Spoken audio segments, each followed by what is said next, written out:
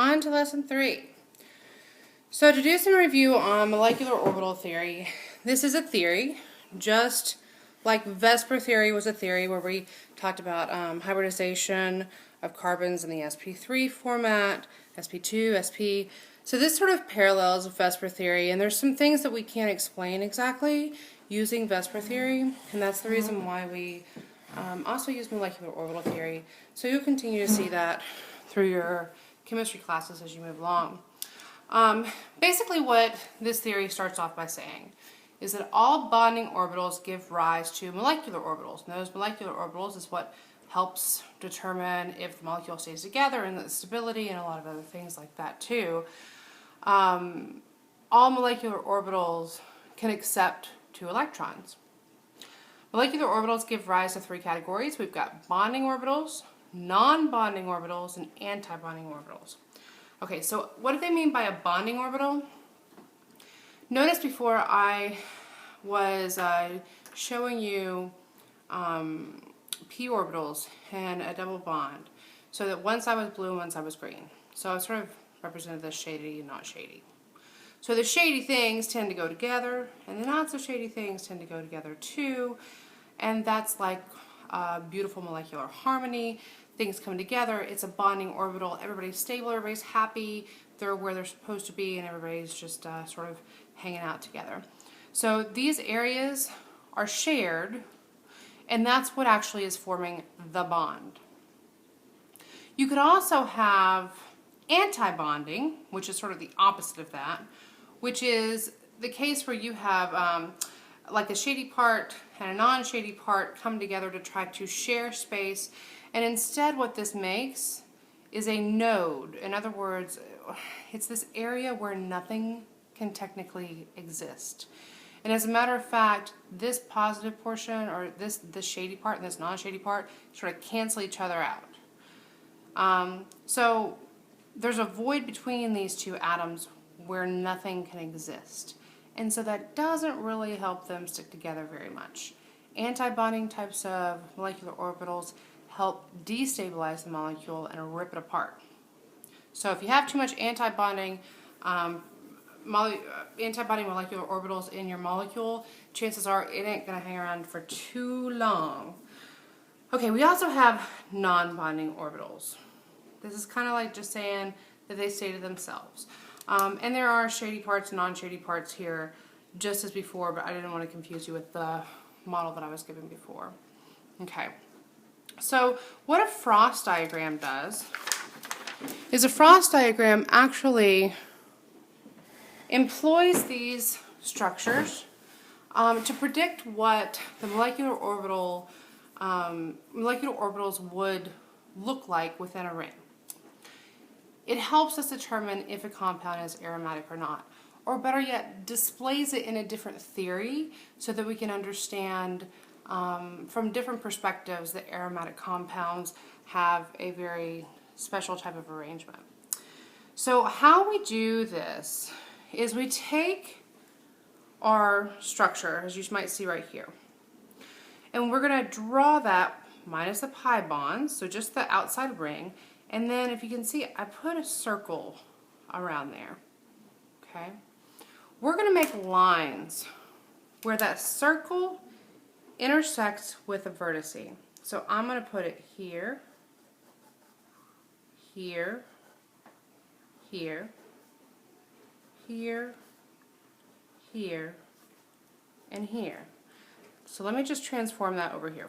1, 2, 3, 4, 5, 6. Okay. We assume that the energy in this diagram increases that way. So as you might imagine up here, like if I draw sort of a bisection right through there, up here we might have anti-bonding orbitals.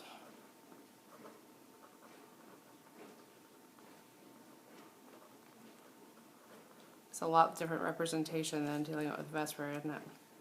And down here we have bonding orbitals. And what this line represents is the non-bonding orbitals. Okay. And if we're looking at this as a relative energy type of diagram, that means that the ones that are lowest in energy are the ones that are bonding. So think about it this way. You go hang out, it makes you bond, it's the lowest energy, you hang out with people you like, they're sort of like you, and that's sort of what a bonding orbital might look like.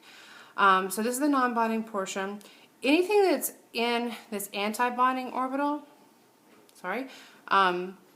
will destabilize the molecule. Anything that's in the bonding orbital stabilizes the molecule. So now what we need to do is we need to go back and count the number of pi or lone pair electrons in here, just like we would to determine whether or not something's aromatic. So here I have 2, 4, 6, and I start filling this in. Now I still have to use Hund's rule, so here's what I mean by that. I'm going to fill in this electron, 1, 2. The next two go 1, 2. Remember that from Gen Chem? You fill in the entire energy level. Everybody goes 1 electron, and then we come back and put a second one in. 1, 2. Okay, great. And now in this case, we're done. Well, we know the benzene's aromatic, right? Part of the reason why it's aromatic, it's got all bonding orbitals in its molecular orbital diagram for at least the pi electrons. And the other thing that we just didn't sort of look at here, but it does affix or adhere to, is Huckel's rule. So Huckel's rule is still in play, and so that might be something that you also want to look at. Okay, so let's do that again, but this time we're going to do it for a heptene. We're actually doing the heptene anion, so we've got conjugation or delocalization that can occur in this particular molecule. Now, when you're putting the frost circle together, this is something that everybody tends to forget. You have to place it in the circle so that you've got a vertice at the very bottom. We tend to draw cycloheptene with a vertice at the top, and if you leave it like that, it's actually incorrect. Okay, so now I'm going to again, and I'm sorry because I can't draw. I'm going to put in my energy orbital levels here.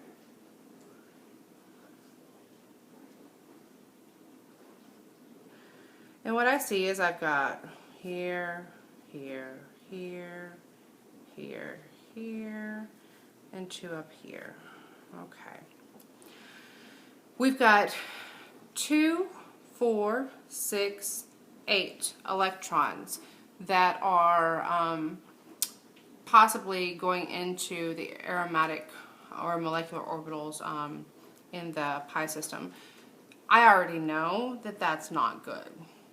I know that that's not good because it doesn't adhere to Huckel's rule, because I don't have 4n plus 2 electrons. I have 4n electrons because 4 times 2 would be 8.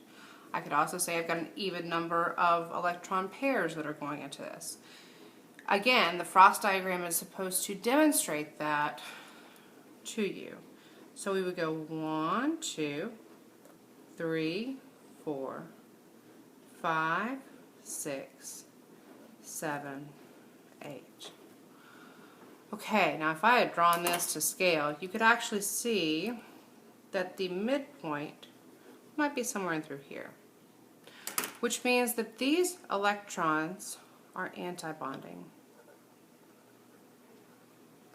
As I said, antibonding electrons help destabilize the molecule, and therefore that's not really going to help put the aromatic type of compound label on this particular molecule. So that is not an aromatic compound. As a matter of fact, it's an anti-aromatic compound, which kind of fits in with the anti-bonding. Okay, good.